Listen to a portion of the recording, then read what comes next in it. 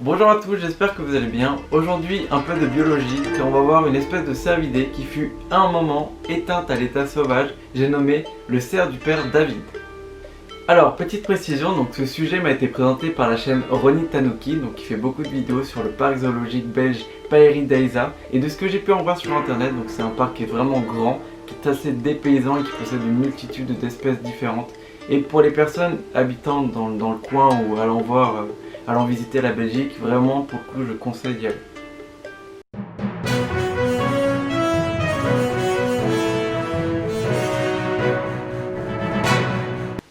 Alors le cerf du père David est une espèce de cervidé ayant pour répartition naturelle les zones humides des plaines du nord-est de la Chine.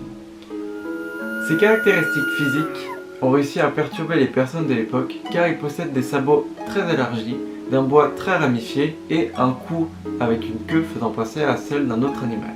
Mais toutes ces caractéristiques, je vais y revenir dessus dans la partie histoire.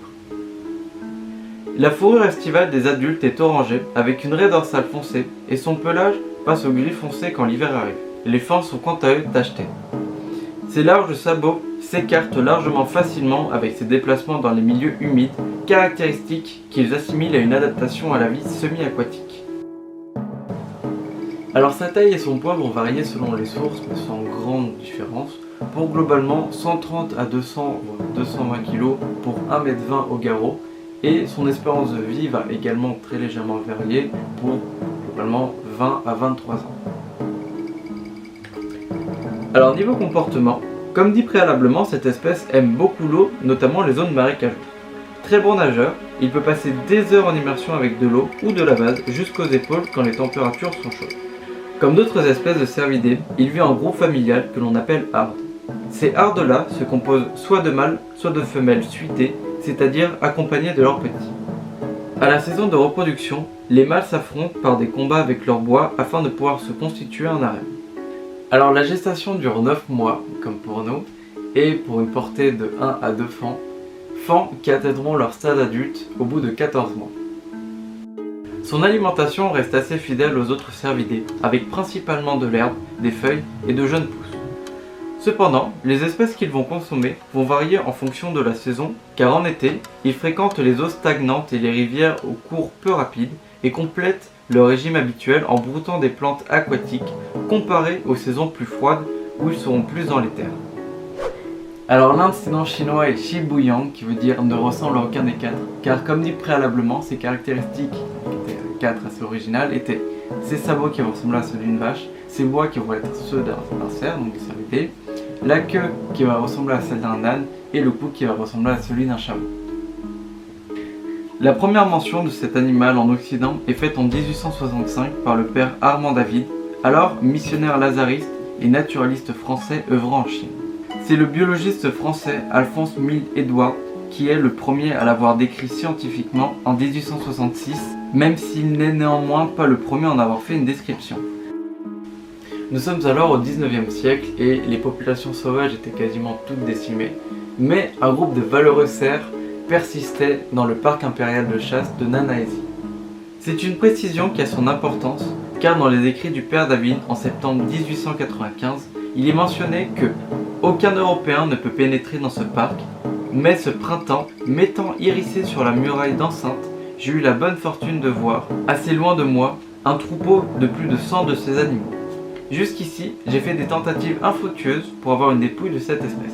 Heureusement, je connais des soldats tatars qui font la garde de ce parc et je suis sûr que, moyennant une somme plus ou moins ronde, j'aurai une peau que je m'empresserai de vous envoyer.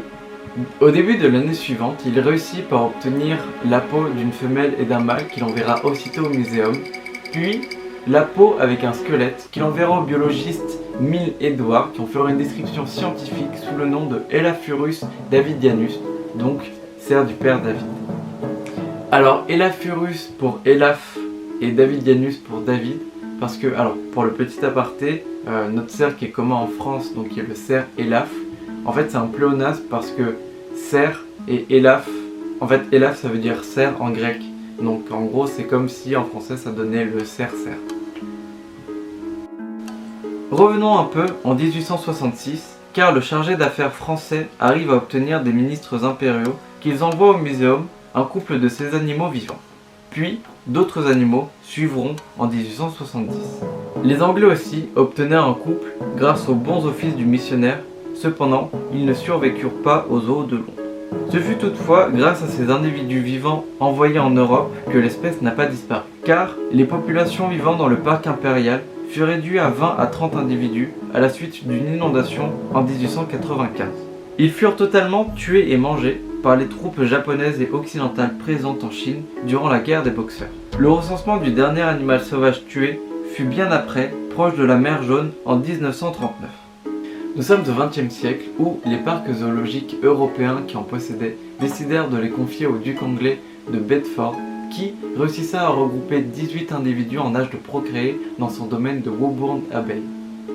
Alors, il y avait une population de 88 individus en 1914 pour 300 en 1948 et là, toute la population mondiale qu'il y a sont issues de ce groupe. En 1956, la Zoological Society of London offre 4 individus au zoo de Pékin. Ce sont les premiers à retrouver leur pays d'origine d'une petite série de cadeaux de cerf d'une provenance internationale.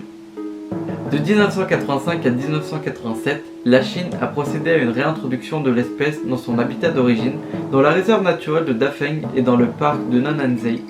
Et cette même année de 1987, il fut recensé 1750 individus répartis dans une vingtaine de pays. Alors actuellement, à l'état sauvage, il y a environ 53 troupeaux pour une population de 600 individus. Parmi eux, il y a maintenant 4 populations qui sont hors réserve naturelle, vivant dans les provinces de Hubei et de Hunan, établies par des individus échappés de la réserve naturelle de Chishu lors des graves inondations de 1998. Alors cependant, même si la situation du nombre de la métapopulation est quand même en augmentation, l'espèce reste quand même fragilisée à cause du processus de gène qui est encadré et essaie d'être amélioré par les gestionnaires. Nous, on a eu le même cas en France avec l'exemple de la réintroduction des bouquetins des Alpes qui, issus d'une petite population, n'avaient pas une grande diversité génétique. Enfin bon, hormis les statistiques où apparemment en Chine il y a 1300 individus, cette espèce est quand même bien représentée, donc on peut la trouver facilement dans la culture de manière générale, et même dans nos zoos, que ce soit en France avec le zoo de la Haute-Touche, ou aussi en Belgique, comme je disais, avec le zoo Paris Taïsa, mais aussi dans des jeux vidéo comme par exemple Zoo Tycoon 2. C'était avec ces derniers chiffres que je vous laisse. J'espère que cet épisode sur le cerf du père David vous a plu et je vous dis à la prochaine.